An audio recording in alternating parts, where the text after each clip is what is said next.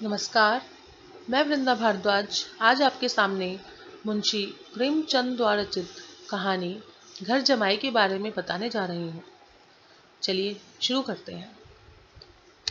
हरिधन जेठ की दोपहरी में ऊख में पानी देकर आया और बाहर बैठ गया। घर में से धुआं उठता नजर आता था। छन छन की आवाज भी आ रही थी। उसके दोनों साले उसके बाद आए और घर में चले गए। दोनों सालों के लड़के भी आए और उसी तरह अंदर दाखिल हो गए, पर हरिधन अंदर ना जा सका। इधर 1 महीने से उसके साथ यहाँ जो बर्ताव हो रहा था और विशेषकर कल उसे जैसी फटकार सुननी पड़ी थी, वह उसके पाँव में बेड़िया सी डाले हुए थी। कल उसकी सास ने ही बोल दिया था, मेरा जी तुमसे भर गया है, मैं तुम्हारी जिंदगी भर का ठीका लिए बैठी हूँ क्या। और सबसे बढ़कर अपनी स्त्री की निष्ठुरता ने उसके हृदय के टुकड़े टुकड़े कर दिए थे। वह बेटी यह फटकार सुनती रही, पर एक बार तो उसके मुंह से ना निकला, अम्मा तुम क्यों इनका अपमान कर रही हो। बैठी गट सुनती रही। शायद मेरी दुर्गति पर खुश हो रही थी। इस घर में वह कैसे आया, क्या फिर वही गालियाँ खाने, वही फटकार सुनने के लिए, और आज इस घर में जीवन के 10 साल गुजार जाने पर यह हाल हो रहा है। मैं किसी से कम काम करता हूँ। दोनों साले मीठी नींद सो रहते हैं और मैं बैलों को सानी पानी देता हूँ, छाटी काटता हूँ। वहाँ सब लोग पल पल पर चिल्लम पीते हैं। मैं आंखें बंद करके काम करने लगा रहता हूँ। संध्या समय घर वाले खाने बजाने चले जाते हैं। मैं घड़ी रात तक गाय भैंस धोता रहता हूँ। उसका यह पुरस्कार मिल रहा है कि कोई खाने की भी नहीं पूछता, उल्टे गालियाँ मिलती हैं। उसकी स्त्री घर में से डोल लेकर निकली और बोली, जरा इसे कुएं से खींच लो, एक बूंद पानी नहीं है। हरिधन ने डोल लिया और कुएं से पानी भर लाया। उसे जोरों से भूख लगी थी। समझा अब खाने को बुलाने आवेगी, मगर स्त्री डोल लेकर अंदर गई तो वहीं की हो गई। हरिधन थका मांदा क्षुधा से व्याकुल पड़ा पड़ा सो गया। सहसा उसकी स्त्री गुमानी ने आकर उसे जगाया। हरिधन ने पड़े पड़े ही कहा, क्या है, क्या पड़ा अभी न रहने दोगी, या और भी पानी चाहिए। गुमानी कटे स्वर में बोली, गुर्राते क्यों हो, खाने को बुलाने आई हूँ। हरिधन ने देखा उसके दोनों साले और बड़े साले के दोनों लड़के भोजन किए चले जा रहे थे। उसकी देह में आग लग गई। मेरी अब यह नौबत पहुंच गई है कि इन लोगों के साथ बैठकर भी खा नहीं सकता। ये लोग मालिक हैं, अब मैं इनकी जूठन थाली चाटने वाला हूँ। मैं इनका कुत्ता हूँ जिसे खाने के बाद एक टुकड़ा रोटी डाल दी जाएगी। यही घर है जहाँ आज से 10 साल पहले उसका कितना आदर सत्कार होता था। साले गुलाम बने रहते थे, सास मुंह जोती रहती थी, स्त्री पूजा करती थी। तब उसके पास रुपए थे, जायदाद थी, पर अब वह दरिद्र है। उसकी सारी जायदाद को इन्हीं लोगों ने कूड़ा कर दिया।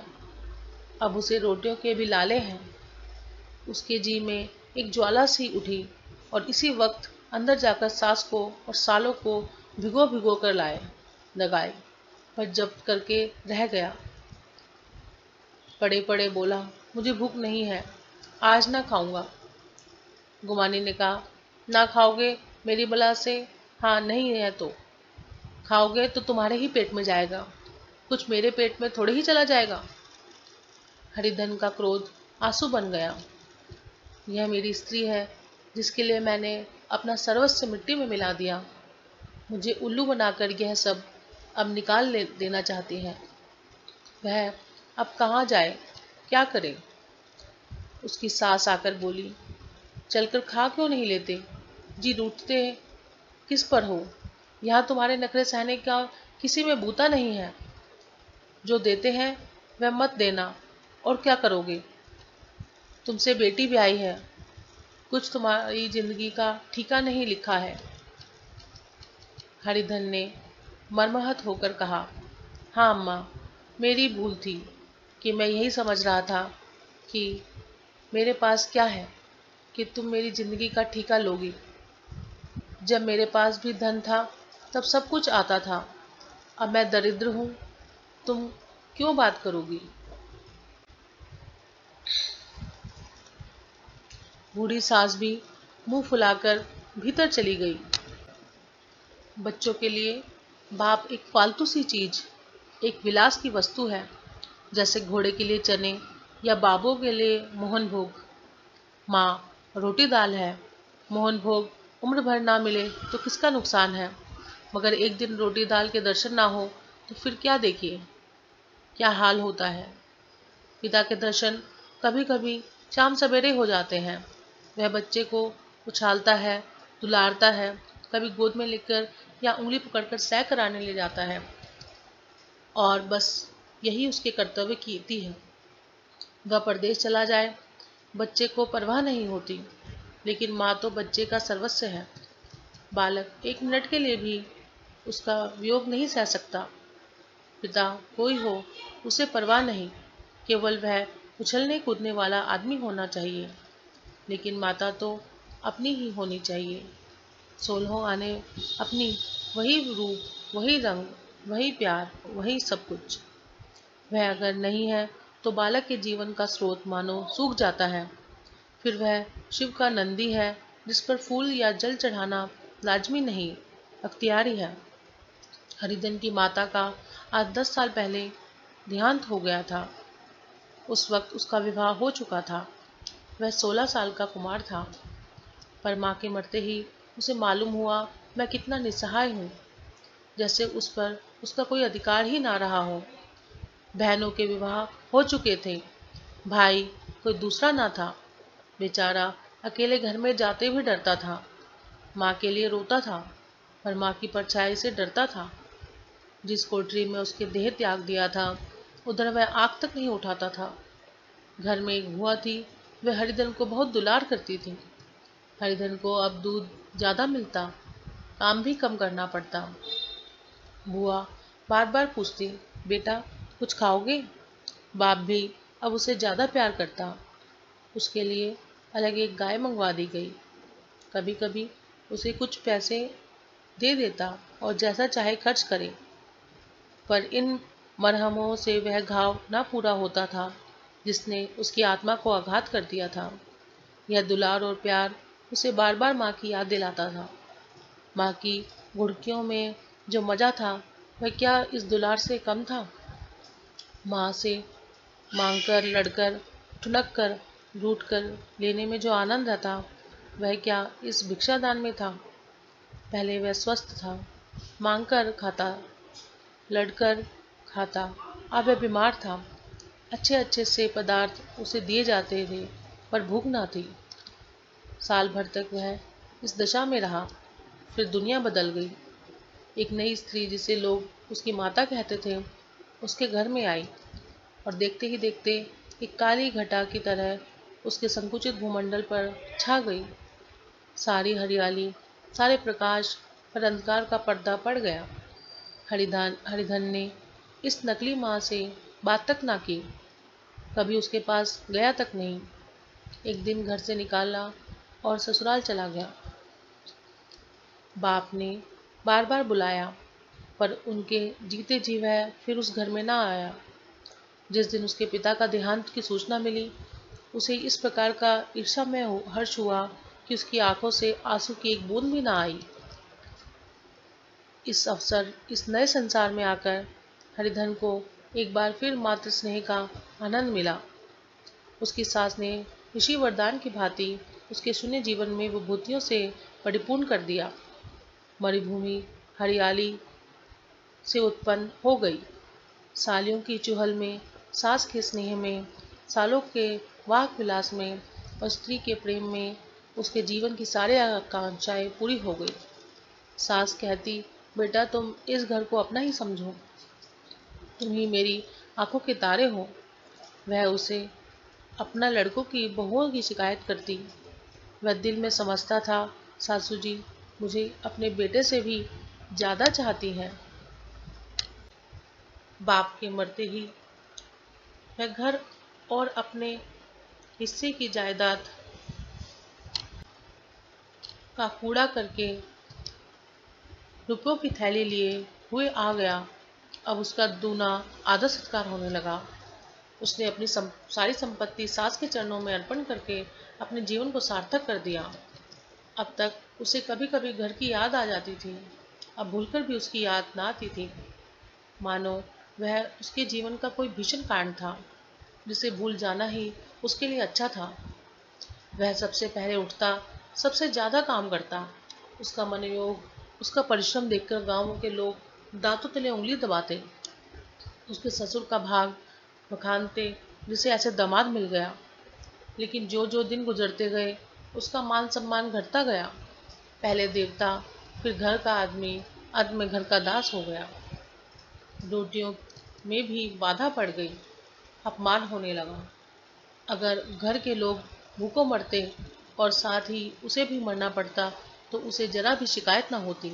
लेकिन जब देखता और लोग मूंछों पर ताव दे रहे हैं, केवल मैं ही दूध की मक्खी बना बना दिया गया हूँ, तो उसके अंतस्थल से एक लंबी ठंडी आह निकल आती। अभी उसकी उम्र 25 ही साल तो थी।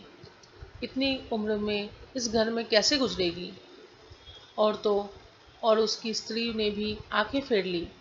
यह उस विपत्ति का सबसे क्रूर दृश्य था। हरिधन तो उधर भूखा प्यासा चिंता धाम में जल रहा था। इधर घर में सास जी और दोनों सालों में बातें हो रही थी। गुमानी भी हाँ में हाँ मिलाती जाती थी। बड़े साले ने कहा, हम लोगों की बराबरी करते हैं, यह नहीं समझते कि किसी ने उनकी जिंदगी भर का बोझा थोड़ी ना उठा लिया है। 10 साल हो गए, इतने दिनों में क्या 2-3 हजार ना हड़प गए होंगे? छोटे साले ने बोला, मजदूर मजदूर हो तो आदमी घुटके भी, डांटे भी, अब इनसे कोई क्या कहे। ना जाने इनसे कभी पिंड छूटेगा भी या नहीं। अपने दिल में समझते होंगे मैंने 2,000 रुपये नहीं दिए हैं। यह नहीं समझते कि उनके 2,000 कब के उड़ चुके। सवा सेर तो 1 जून का चाहिए। सास ने गंभीर भाव से कहा, बड़ी भारी खुराक है। गुमानी माता के सिर से जू निकाल रही थी। सुलगते हुए हृदय से बोली, निकम्मे आदमी को खाने के सिवा और काम ही क्या रहता है। बड़े भाई ने कहा, खाने की कोई बात नहीं है, जिसकी जितनी भूख हो उतना ही खाए, लेकिन कुछ पैदा भी तो करना चाहिए। यह नहीं समझते कि पैरनोइज में किसी के दिन कटे हैं। छोटे ने कहा, मैं तो एक दिन कह दूंगा, अब अपनी राह लीजिए, आपका कर्जा नहीं खाया है। गुमानी घर वालों की ऐसी ऐसी बातें सुनकर अपने पति से द्वेष करने लगी थी। अगर वह बाहर से 4 पैसे लाता तो इस घर में उसकी कितना मान सम्मान होता। वह भी रानी बनकर रहती। ना जाने क्यों कहीं बाहर जाकर कमाते नहीं, उसकी नानी मरती है।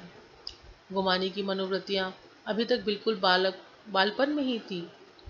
उसका अपना कोई घर ना था। उसी घर का हित अहित उसके लिए प्रधान था। वह भी उन्हीं शब्दों में विचार करती, इस समस्या को उन्हीं आंखों से देखती जैसे उसके घर वाले देखते थे। सच तो 2,000 रुपये में क्या किसी को मोल न ले लेंगी? 10 साल में तो 2,000 होते ही क्या है? 200 ही तो साल भर के हुए। क्या 2 आदमी साल भर में 200 भी ना खाएंगे? फिर कपड़े लत्ते, दूध, घी सब कुछ तो है। 10 साल हो गए, एक पीतल का छल्ला नहीं बना। घर से निकलते तो जैसे इनके प्राण निकलते हैं। जानते हैं, जैसे पहले पूजा होती थी वैसे ही जन्म भर होती रहे। यह नहीं सोचते कि पहले की बात और थी और अब बात और है। बहू तो पहले ससुराल जाती है तो उसका कितना महात्म होता है। उसके डोली से उतरते ही बाजे बजते हैं। गांव मोहल्ले की औरतें उसका मुंह देखने आती हैं और रुपए देती हैं। महीने उसे घर भर का अच्छा खाने को मिलता है, अच्छा पहनने को कोई काम नहीं लिया जाता। लेकिन 6 महीने के बाद कोई उसकी बात भी नहीं पूछता। वह घर भर की लौंडी हो जाती है। उनके घर में मेरी भी तो वही गति होती। फिर काहे का रोना, जो यह कहो कि मैं तो काम करता हूँ तो तुम्हारी भूल है। मजूर की और बात है। उसे आदमी डांटता भी है, मारता भी है, जब चाहता है रखता है, जब चाहता है निकाल देता है, कसकर काम लेता है। यह नहीं कि जब भी जी में आया कुछ काम किया, जब जी में आया पढ़कर सो गए। हरिधन अभी बड़ा अंदर अंदर ही अंदर सुलग रहा था कि दोनों साले बाहर आए और बड़े साहब बोला, भैया उठो, तीसरा पहर ढल गया है, कब तक सोते रहोगे, सारा खेत पड़ा हुआ है। हरिधन चट उठ बैठा और तीव्र स्वर में बोला, क्या तुम लोगों ने मुझे उल्लू समझ लिया है। दोनों साले हक्का बक्का हो गए। जिस आदमी ने कभी जबान नहीं खोली, हमेशा गुलामों की तरह हाथ बांध हाजिर रहा, वह आज एकाएक इतना अभिमानी कैसे हो गया। यह उनको चौंका देने के लिए काफी था। कुछ जवाब न सूझा। हरिधन ने देखा इन दोनों के कदम उखड़ गए हैं, तो एक धक्का और देने के लिए प्रबल इच्छा को ना रोक सका। उसी ढंग से बोला, मेरी भी आंखें हैं, अंधा नहीं हूं, ना बहरा हूं, छाती फाड़कर काम करूं और उस पर कुत्ता समझा जाऊं। ऐसे गधे और कहीं होंगे। अब बड़े साले भी गर्म बड़े। तुम्हें किसी ने यहाँ बांधे तो नहीं रखा है ना। अब की हरिधन जवाब हुआ, कोई बात ना सूझी। लाजवाब हुआ, कोई बात ना सूझी। बड़े ने फिर उसी ढंग में कहा, अगर तुम यहाँ चाहो कि जन्म भर पहुने बने रहो और तुम्हारा वैसे ही आदर सत्कार होता रहे, तो यह हमारे वश की बात नहीं है। हरिधन ने आंखें निकालकर कहा, क्या मैं तुम लोगों से कम काम करता हूँ। बड़े भाई ने कहा, यह कौन कहता है। हरिधन, तो तुम्हारे घर की नीति क्या है कि जो सबसे ज्यादा काम करे वही भूखों मरा जाए। बड़े ने कहा, तुम खुद खाने नहीं गए, क्या कोई तुम्हारे मुंह में होड़ डालने जाएगा। हरिधन ने होठ चबाकर कहा, मैं खुद खाने नहीं गया, कहते तुम्हें लाज नहीं आती। नहीं आई थी बहन तुम्हें बुलाने। छोटे साले ने कहा, अम्मा भी तो आई थी, तुमने कह दिया मुझे भूख नहीं है, तो क्या करती। सास भीतर से लपकी चली आई। यह बात सुनकर बोली, कितना कहकर हार गई, कोई उठे ना तो मैं क्या करूं। हरिधन ने विष, खून और आग से भरे हुए स्वर में कहा, मैं तुम्हारे लड़कों का झूठा खाने के लिए हूं। मैं कुत्ता हूं कि तुम लोग खाकर मेरे सामने रूखी रोटी रख दो या टुकड़ा फेंक दो। बुढ़िया ने ऐंठकर कहा, तो क्या तुम लड़कों की बराबरी करोगे।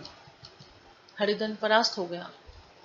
बुढ़िया ने एक ही वाक प्रहार में उसका काम तमाम कर दिया। उसकी तनी हुई भवें ढीली पड़ गई, आंखों की आग बुझ गई, फड़कते हुए नथुने शांत हो गए। किसी आहत मनुष्य की भांति वह जमीन पर गिर पड़ा। क्या तुम मेरे लड़कों की बराबरी करोगे। यह वाक्य एक लंबे भाले की तरह उसके हृदय में चुभता चला गया। ना हृदय का अंत था, न उस भाले का सार। सारे घर ने पर हरिधन फिर ना उठा। सास ने मनाया, सालियों ने मनाया, ससुर ने मनाया, दोनों साले मनाकर थक गए। हरिधन ना उठा। वही द्वार पर एक टाट पड़ा था। उसे उठाकर सबसे अलग कुएं पर ले गया और जगत पर बिछाकर पड़ा रहा। रात भीग चुकी थी। अनंत प्रकाश में उज्जवल तारे बालकों की भांति क्रीड़ा कर रहे थे। कोई नाचता था, कोई उछलता था, कोई हंसता था, कोई आंखें भींचकर फिर खोल देता था। कोई साहसी बालक सपाट भरकर एक पल में उस विस्तृत क्षेत्र को पार कर लेता था और ना जाने कहाँ छिप जाता था। हरिधन को अपना बचपन याद आया, जब वह भी इसी तरह क्रीड़ा करता था। उसकी बाल स्मृतियां उन्हीं चमकीले तारों की भांति प्रज्वलित हो गई। वह अपना छोटा सा घर, वह आम के बाग जहाँ वह केरिया चुरा कर करता था, वह मैदान जहाँ वह कबड्डी खेला करता था, सब उसे याद आने लगा। फिर अपनी स्नेहमयी माता की सदैव मूर्ति उसके सामने खड़ी हो गई। उन आंखों में कितनी करुणा थी, कितनी दया थी। उसे ऐसा जान पड़ा मानो माता आंखों में आंसू भरे उसे छाती से लगा लेने के लिए हाथ फैलाए उसकी ओर चली आ रही है।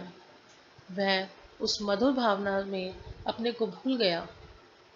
ऐसा जान पड़ा मानो माता ने उसे छाती से लगा लिया है, उसके सिर पर हाथ फेर रही है। वह रोने लगा, फूट फूट कर रोने लगा।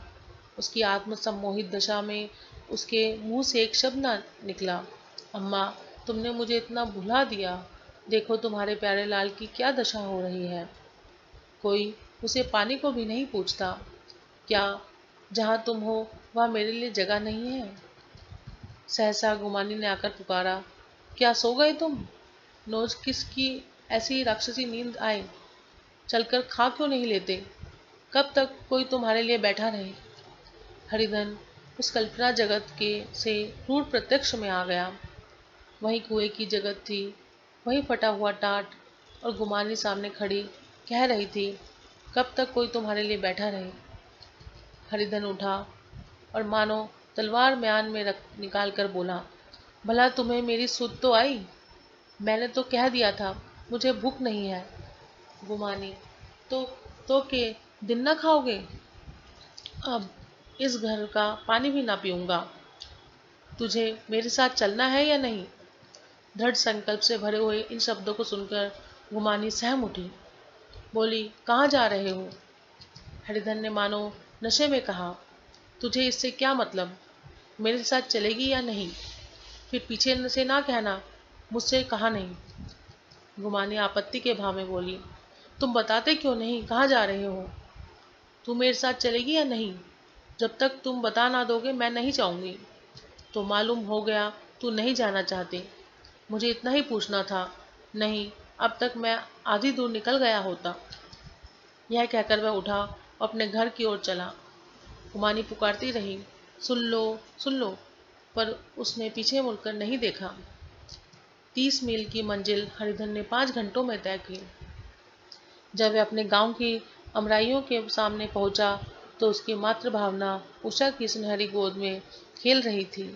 उन वृक्षों को देखकर उसका विह्वल हृदय नाचने लगा। मंदिर का वह सुनहरा कलश देखकर वह इस तरह दौड़ा मानो एक छलांग में उसके ऊपर जा पहुंचेगा। वह वेग में दौड़ा जा रहा था मानो उसकी माता गोद मिलाए उसे बुला रही है।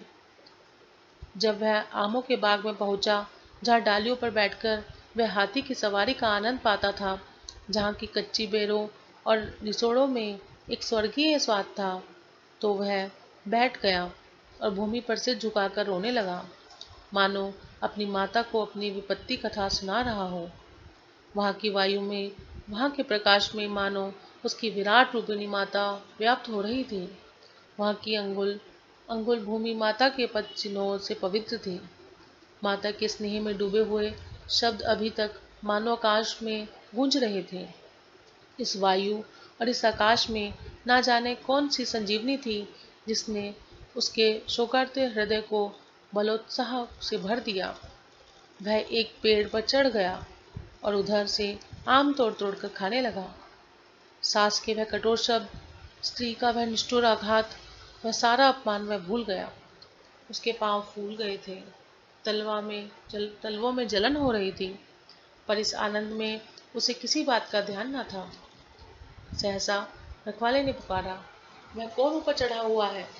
रे, उतर अभी, नहीं तो ऐसा पत्थर खींच के मारूंगा कि वहीं ठंडे हो जाओगे। उसने कई गालियां भी दी। इस फटकार को भी, इन गालियों में इस समय हरिधन को अलौकिक आनंद मिल रहा था।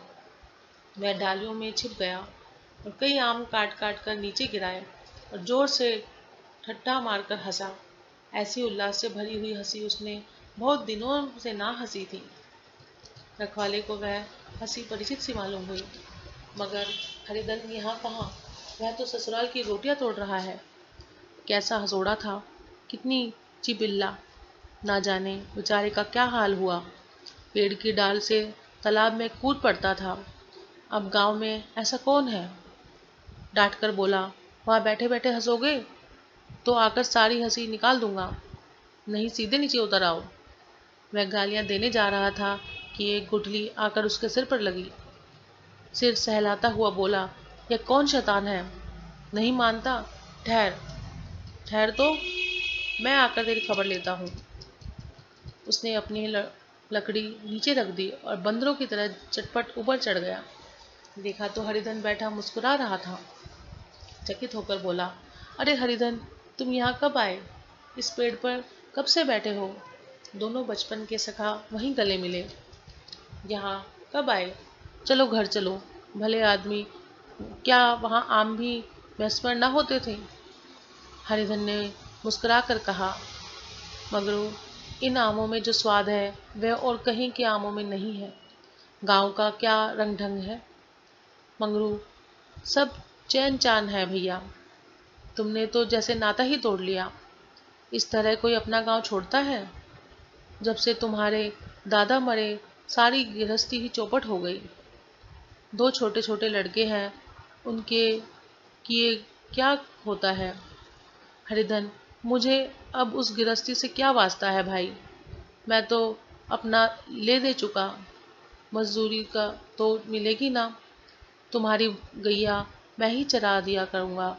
मुझे खाने को दे देना बस। मंगरू ने अविश्वास के भाव से कहा, अरे भैया कैसी बात करते हो। तुम्हारे लिए जान तक हाजिर है। क्या ससुराल में अब ना रहोगे? कोई चिंता नहीं। पहले तो तुम्हारा घर ही है, उसे संभालो। छोटे छोटे बच्चे हैं, उनको पालो। तुम नई अम्मा से नाहक डरते थे। बड़ी सीधी है बेचारी। बस अपनी माँ ही समझो। तुम्हें पाकर तो निहाल हो जाएगी। अच्छा, घरवाली को भी तो लाओगे?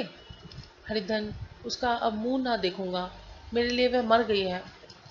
मंगरू, तो दूसरी सगाई हो जाएगी। अब की ऐसी महरिया ला दूंगा कि उसके पैर धो धो कर पियोगे।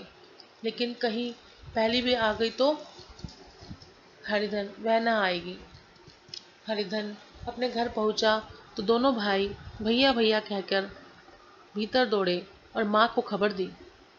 उस घर में कदम रखते ही हरिधन को ऐसी शांति महिमा का अनुभव हुआ, मानो वह अपनी माँ की गोद में बैठा हुआ है। इतने दिनों ठोकर खाने से उसका हृदय कोमल हो गया था। जहाँ पहले अभिमान था, आग्रह था, हेकड़ी थी, वहाँ अब निराशा थी, पराजय थी, याचना थी। बीमारी का जोर कम हो चला था। अब उस पर मामूली दवा भी असर कर सकती थी। किले की दीवारें छिद चुकी थी। अब उसमें घुस जाना असहाय ना था। वही घर जिससे वह एक दिन विरक्त हो गया था, अब गोद फैलाए उसे आश्रय देने को तैयार था। हरिधन का निरवलंबन मन यह आश्रय पाकर मानो तृप्त हो गया। शाम को विमाता ने कहा, बेटा तुम घर आ गए, हमारे धन भाग। अब इन बच्चों को पालो। माँ का नाता ना सही, बाप का नाता तो है ही। मुझे एक रोटी दे देना, खाकर एक कोने में पड़ी रहूंगी। तुम्हारी अम्मा से मेरा बहन का नाता है, उस नाते से भी तो तुम मेरे लड़के होते हो। हरिधन की मातृविहल आंखों को माता के रूप में अपनी माता के दर्शन हुए। घर के एक एक कोने में मातृ स्मृतियों की छटा चांदनी की भांति छिटकी हुई थी। माता का प्रौढ़ मुखमंडल भी उसी की छटा से रंजित था। दूसरे दिन हरिधन फिर कंधे पर हल रखकर खेत को चला। उसके मुख पर उल्लास था और आंखों में गर्व। वह अब किसी का आश्रित नहीं, आश्रयदाता था। किसी के द्वार का भिक्षुक नहीं, घर का रक्षक था। एक दिन उसने सुना गुमानी ने दूसरा घर कर लिया है।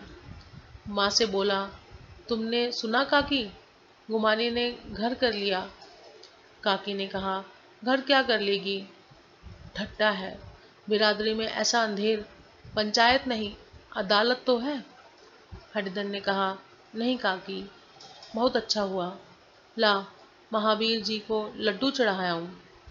मैं तो डरता था कहीं मेरे गले में ना आ पड़े। भगवान ने मेरी सुन ली।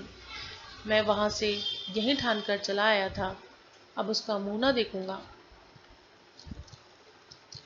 अगर ये कहानी आपको अच्छी लगी हो तो इसे लाइक और सब्सक्राइब जरूर कीजिएगा। धन्यवाद।